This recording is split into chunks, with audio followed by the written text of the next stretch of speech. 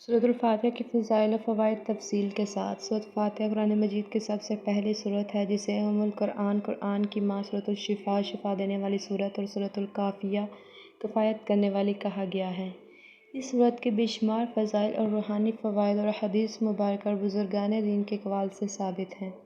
ذیل میں اس سورت کی عظمت، برکات اور روزمرہ زندگی میں اس کے فوائد تفصیل سے بیان کیے جا رہے ہیں۔ نمبر 1، سورۃ الفاتحہ کی اہمیت۔ سورۃ الفاتحہ کو ہر نماز میں پڑھنا فرض ہے۔ کوئی نماز اس کے بغیر مکمل نہیں ہوتی۔ اس سورت کو سبع المثانی، بار بار دہرائے جانے والی 7 آیات کہا گیا ہے۔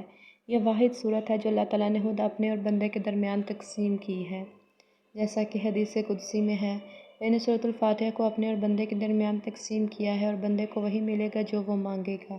صحیح مسلم۔ نمبر 2، روحانی و جسمانی شفا۔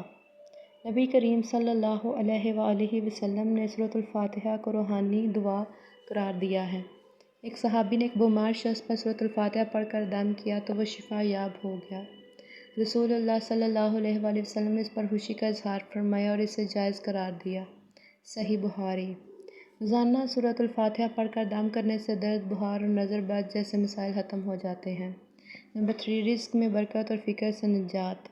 جو شخص روزانہ صبح اور شام 7 مرتبہ سورۃ الفاتحہ پڑھے، اللہ تعالیٰ اس کے رزق میں کشادگی فرماتا ہے۔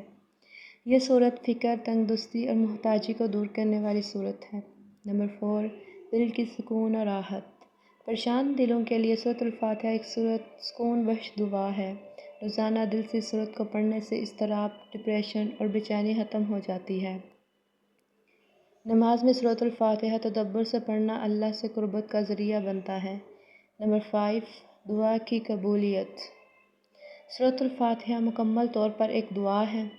اہدنا الصراط المستقیم۔ مانگنے سے اللہ سیدھا راستہ دکھاتا ہے۔ یہ سورت دعا کے آداب سکھاتی ہے۔ پہلے اللہ کی حمد، پھر اس کی رحمت و بادشاہی کا اقرار اور پھر دعا کی التجا۔ اس سورت کو پڑھ کر دعا مانگنے سے قبولیت کی امید بڑھ جاتی ہے۔ نمبر 6، قبر کے عذاب سے نجات۔ سورۃ الفاتحہ پڑھنے والا قبر کے اندھیروں اور عذاب سے محفوظ رہے گا۔ اگر کوئی شخص اپنے مرحوم عزیز کی قبر پر یہ سورت پڑھ کر بخشش کی دعا کرے تو اللہ اس کی مغفرت فرما دیتا ہے۔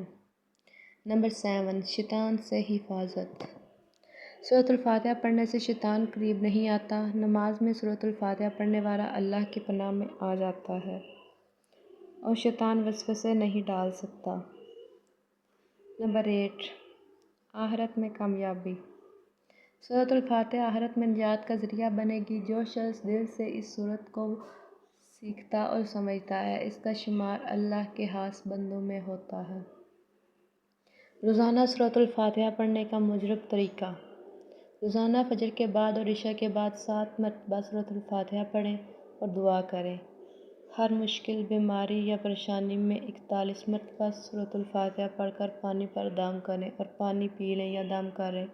نتیجہ: سورۃ الفاتحہ صرف قرآن کی ابتدائی سورت نہیں بلکہ ایک مکمل ضابطہ حیات ہے۔ یہ سورت ہمیں توحید، ربوبیت، عبادت، دعا، ہدایت اور اخلاص سکھاتی ہے۔ اس کا پڑھنا دنیا و آخرت میں کامیابی کی کنجی ہے۔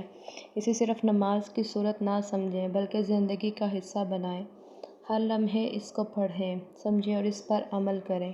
اللہ ہمیں سورۃ الفاتحہ کی حقیقی عظمت کو سمجھنے اور عمل کرنے کی توفیق عطا فرمائے۔ آمین۔